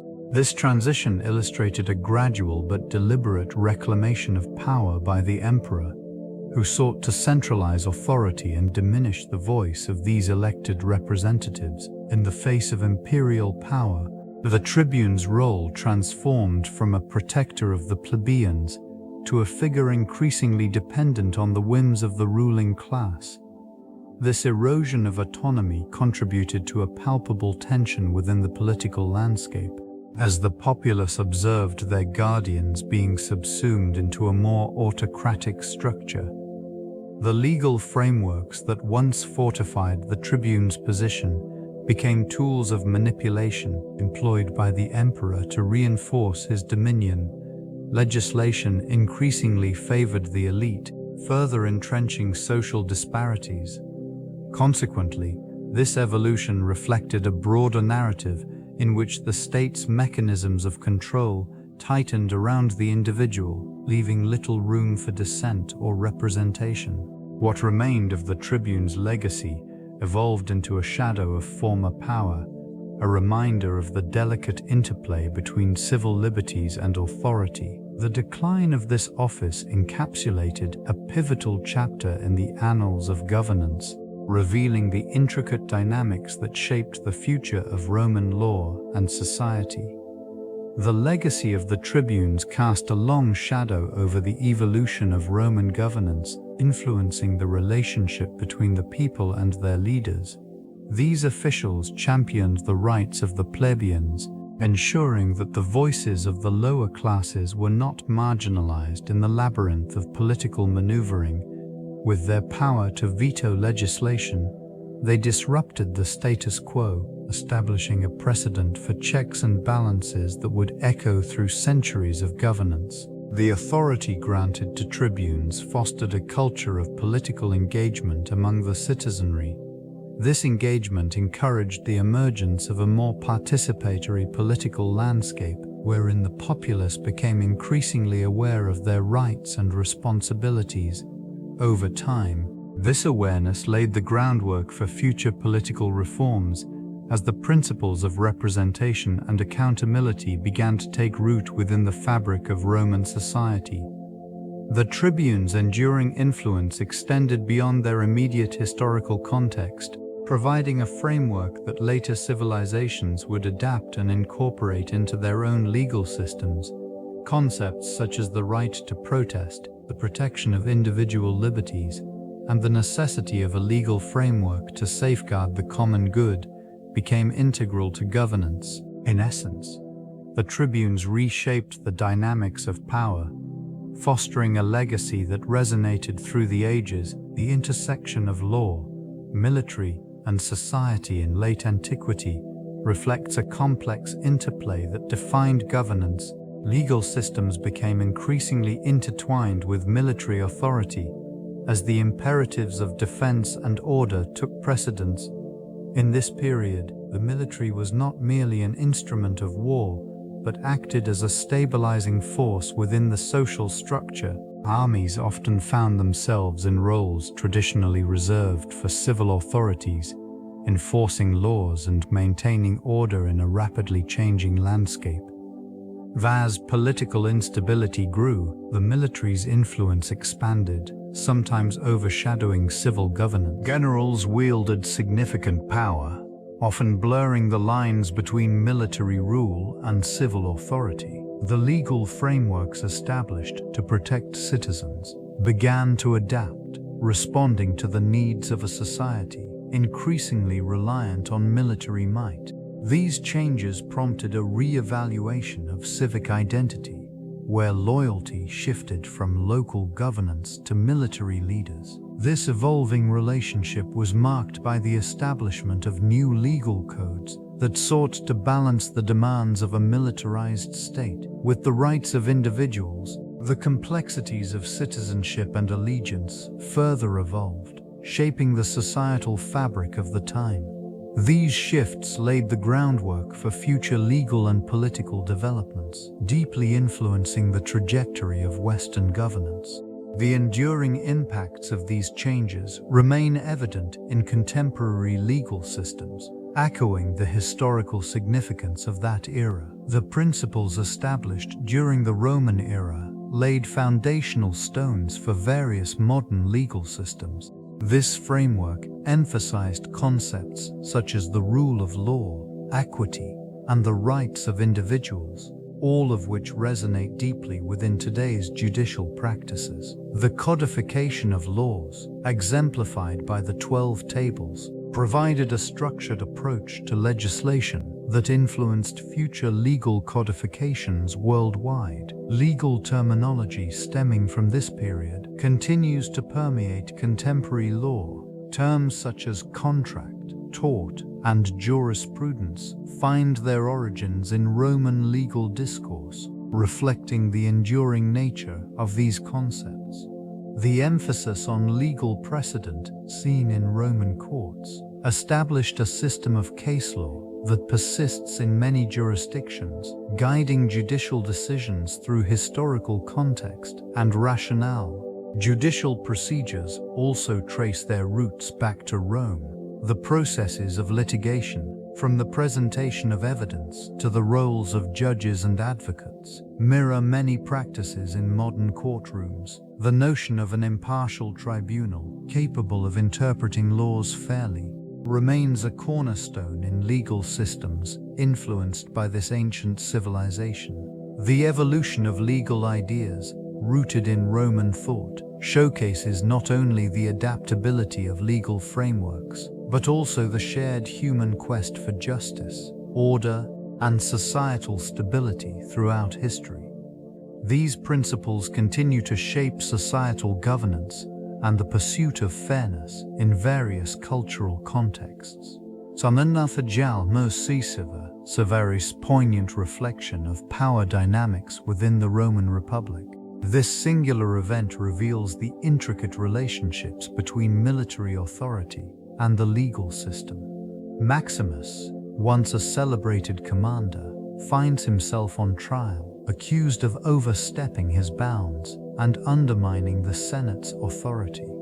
The courtroom, a space where justice is ostensibly administered, becomes a battleground for competing interests. Challenging the established norms, the trial illuminates the tension between the military elite and political leaders. Accusations are leveled amid a backdrop of shifting allegiances, highlighting how loyalty can transform into animosity when power is at stake. Witnesses from various strata of society provide testimony, their voices intertwining in a complex narrative of honor, betrayal, and ambition. The outcome of the trial, serves not only to determine Maximus's fate, but also to redefine the boundaries of command and accountability. Each statement made reverberates through the ranks, signaling potential repercussions for any future military endeavors. This moment crystallizes the precarious balance between authority and governance, a dynamic that remains relevant throughout history. As the verdict is delivered, the implications ripple outward, influencing the trajectory of Roman politics and military conduct for generations to come. Rhetoric serves as a powerful tool within the context of political trials, shaping perceptions and influencing outcomes. In this region of Roman society, oratory skills are highly valued, with speakers possessing the ability to sway public opinion and juries alike. Each word, carefully chosen, resonates with the audience, invoking emotions and reinforcing allegiances. The art of persuasion becomes a significant factor as trials unfold, often overshadowing the merits of the case itself. Witnesses and defendants employ elaborate arguments to frame their narratives, weaving personal anecdotes into broader themes of justice and honor. This linguistic craft not only captivates, but also manipulates, as the courtroom becomes a stage for political maneuvering. This environment nurtures orators who understand the subtleties of language, utilizing ethos, pathos, and logos to construct compelling arguments. The impact of rhetorical strategies extends beyond the immediate trial, seeping into the collective consciousness of the populace. Public sentiment can shift dramatically based on the effectiveness of a speech, leading to changes in loyalty and support. Those who master this art can elevate their standing or dismantle rivals, demonstrating the profound intertwining of law and politics in Roman life. Rhetoric, then, is not merely a means of communication. It is a formidable instrument that shapes the very fabric of governance and societal norms. Greek philosophy significantly affected Roman legal thought, establishing a foundation that would endure through centuries. Elements of Stoicism, particularly, found resonance within Roman attitudes toward law and justice. This philosophical school emphasized reason and the universality of natural law, principles that resonated deeply within the Roman legal framework. The notion that laws should reflect a higher moral order shaped the development of legal practices, ensuring that justice transcended mere governance. The works of philosophers such as Plato and Aristotle provided a rich intellectual backdrop, inviting Roman thinkers to engage in profound discussions about ethics and morality in law. These dialogues inspired the examination of justice, not solely as a legal construct, but as a moral imperative, prompting leaders to reflect on their responsibilities to the governed. The blend of Greek thought with Roman pragmatism resulted in a legal system characterized by its adaptability. This adaptability allowed for the incorporation of local customs and the needs of diverse populations across the vast expanse of the empire. It acknowledged that laws must evolve alongside society, thus fostering a dynamic legal culture. The evolving legal culture in Rome brought forth a nuanced understanding of treason. Initially, treason was defined narrowly, focusing on acts directly threatening the state or its leaders. Such actions were met with severe penalties, reflecting an unforgiving stance toward dissent. This rigidity stemmed from a desire to maintain order and protect the burgeoning republic from internal threats. Over time, the definition expanded. The concept began to encompass not only direct attacks on authority, but also actions perceived as undermining the state's moral fabric. This transformation was influenced by various factors, including changing political landscapes and the increasing complexity of Roman society. As the empire expanded, the implications of loyalty and betrayal became more intricate. Allegiances shifted, and the lines between patriotism and treason blurred. Legal scholars began to debate the motivations behind actions deemed treasonous, recognizing the potential for misuse of power by those in authority. Judicial processes surrounding treason also evolved, with greater emphasis on due process. The rights of the accused gained importance, reflecting a broader societal recognition of justice. Trials became platforms for public discourse, often revealing the tensions between personal convictions and legal definitions. The ramifications of these trials extended beyond individual cases, shaping public perception and influencing future legal interpretations of treason within the empire. The political climate of Rome shifted significantly during and after the trials of the tribunes. Each case introduced a profound examination of the balance between authority and accountability. With high-profile figures facing prosecution, a newfound scrutiny developed surrounding the actions of political leaders. This scrutiny marked a departure from previous norms, where unchecked power often overshadowed the rule of law. Off-metric discourse became charged, fueling debates about loyalty and the nature of service to the state. Citizens increasingly engaged in discussions regarding the ethical implications of leadership, weighing the responsibilities leaders bore against the potential for abuse of power. As these trials unfolded, they illuminated the complexities of governance, revealing the fragile nature of trust between the populace and their leaders. Legal interpretations of treason underwent significant transformation as well. The precedents set during these proceedings began to influence future cases, creating a more rigorous framework for evaluating similar accusations. This evolving legal landscape prompted leaders to be more cautious in their actions, aware that their decisions might lead to public outcry or legal repercussions. The blending of law and politics fostered an atmosphere of vigilance. Political factions emerged, aligning themselves in support or opposition to the trials, further intensifying the existing divisions within the Republic. This shift laid the groundwork for future conflicts, as the delicate equilibrium of power continued to be tested. Exile emerged as a pivotal legal punishment within Roman politics, offering a means to manage dissent without resorting to execution. This measure allowed political figures to be removed from the tumultuous arena of public life, while preserving their lives. The implications of exile were profound. It served not only as a punishment, but also as a means to maintain stability within the state by isolating those perceived as threats to the established order. The process of exile was often shrouded in legal complexities. Individuals could be banished for various reasons, including political ambition or the challenge to authority.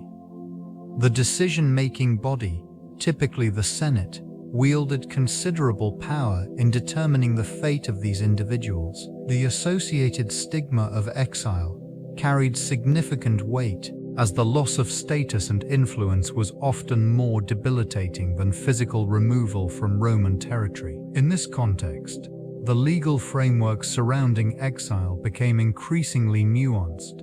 Appeals and negotiations frequently ensued, revealing the intricate interplay between the law and the political landscape.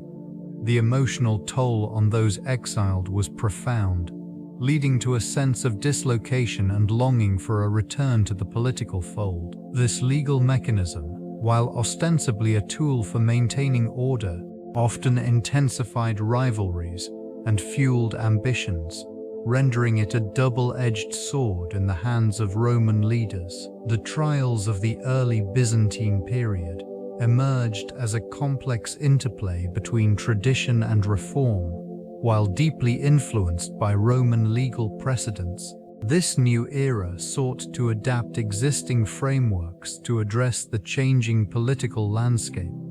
The legal system, characterized by its intricate bureaucracy, reflected the empire's commitment to governance, while simultaneously revealing the challenges of maintaining authority.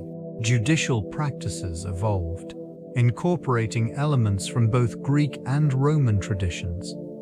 This fusion created a unique legal identity, enabling the state to navigate the diverse cultural landscape. The emergence of prominent legal scholars contributed to the refinement of laws, ensuring that they resonated with the populace while upholding the imperial agenda. These trials also served as a reflection of societal values. The emphasis on public trials, transparency, and participation underscored the growing importance of civic engagement. The populace often became an active component of the judicial process, with citizens playing a role in shaping outcomes.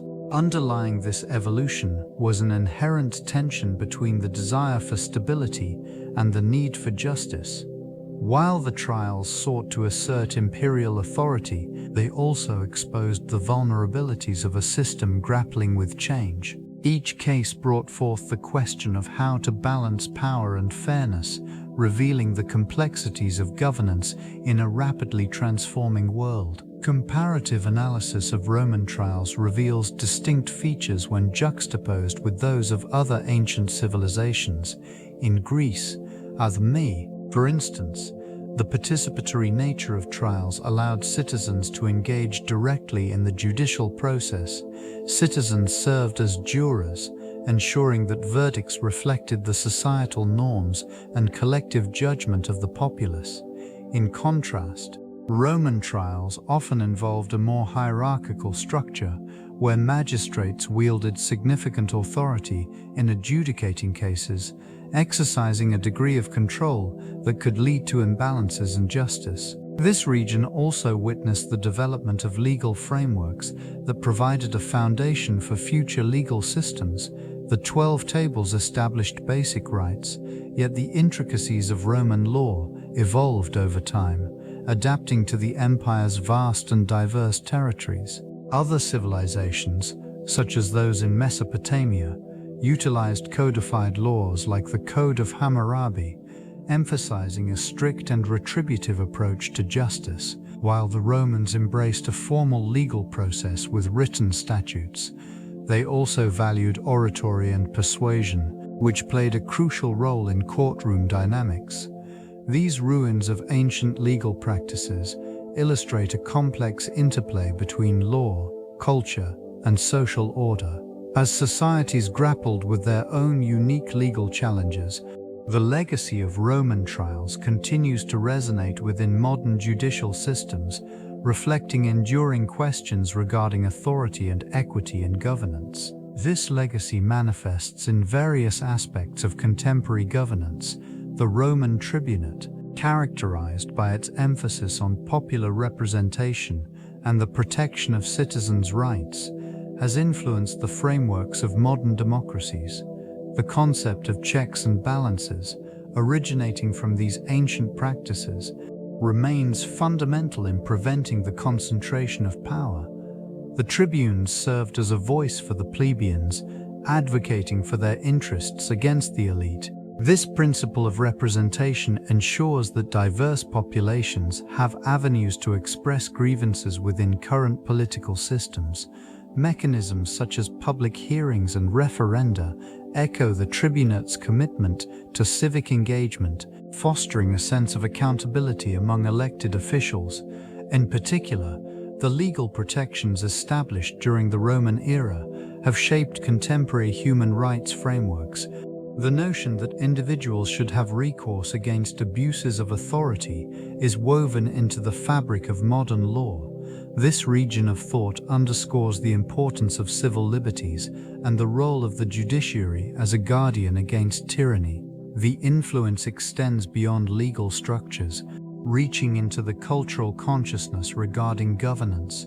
Discussions of citizenship, civic duty, and the role of the state in individual lives can find their roots in the values promoted by the Roman tribunes. The ongoing evolution of these ideals reflects the enduring impact of ancient Rome on today's democratic institutions. The symbolism of trials in Roman literature and culture serves as a profound commentary on the intersection between power and accountability. These judicial proceedings encapsulated the complexities of governance, highlighting the tension between authority and the law. Prominent figures often found themselves at the crossroads of public opinion and legal scrutiny, revealing the fragility of status amidst societal expectations. Literary works from this period frequently portrayed trials as arenas for moral and ethical debate, allowing characters to navigate the intricate web of loyalty, betrayal, and justice. In these narratives, trials became a reflection of the values and principles that underpinned Roman society. They illustrated the belief that even the most powerful could face consequences for their actions. This principle resonated through the legal framework, where the concept of a fair trial emerged as a critical safeguard against tyranny. The depiction of courtroom scenes in poetry and drama emphasized the dramatic stakes involved, where the outcome could redefine personal and political legacies. These trials were not merely events, but symbols of the collective conscience, encapsulating the hopes and fears of a civilization grappling with its identity. In examining these moments, one witnesses the enduring quest for justice, echoing through the corridors of time and influencing contemporary discussions around law and morality. This intricate relationship continues to shape the understanding of justice today. Legal authority in contemporary society often draws upon the foundational principles established during ancient Rome, the structures of governance and civic responsibility that emerged from that era provide a framework for modern judicial systems. In this context, the enduring significance of the Roman tribunes is evident, highlighting the delicate balance between authority and accountability. They represented the people's interests, ensuring that the voice of the citizenry was not drowned out by the powerful elite. Such representation resonates within current systems where checks and balances are paramount. The Roman experience illustrates the necessity of safeguarding individual rights against the potential overreach of governmental power. The evolution of legal authority reflects a continuous struggle to maintain this equilibrium. Judicial independence, rooted in the lessons learned from Roman history, underscores the importance of impartiality in adjudicating disputes. This principle reinforces societal trust in legal institutions, essential for the functioning of democracy. Disputes and conflicts, inherent in any civilization, require mechanisms for resolution that respect established laws and individual dignity. The consequences of disregarding these principles can lead to societal unrest, echoing the tumultuous periods of Roman history. In examining the legacy of the tribunes and their role, it becomes clear that understanding the past remains essential in navigating the complexities of future governance and legal authority. The trial of the tribunes marks a pivotal moment in the evolution of legal frameworks and governance structures. Legal precedents established during this trial resonate throughout history, establishing boundaries between authority and accountability. The intricate interplay between the Roman command and the legal system illustrates the foundational principles that would shape future governance.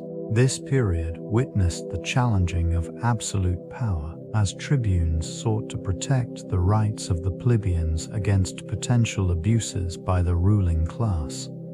The trial not only highlighted the vulnerabilities of those in power, but also underscored the resilience of the legal system. It served as an early foundation for the concept of checks and balances, a principle that would echo through subsequent legal traditions. The consequences of this trial extended beyond its immediate context, influencing later civilizations and their approaches to governance.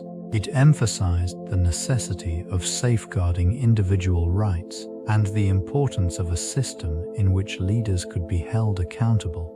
The legacy of the Tribunes is a testament to the ongoing struggle for justice and equity within societal frameworks. In this light, the significance of the trial is both a reflection of its time and a precursor to modern legal principles, illustrating how historical events continue to inform contemporary discussions on governance and law.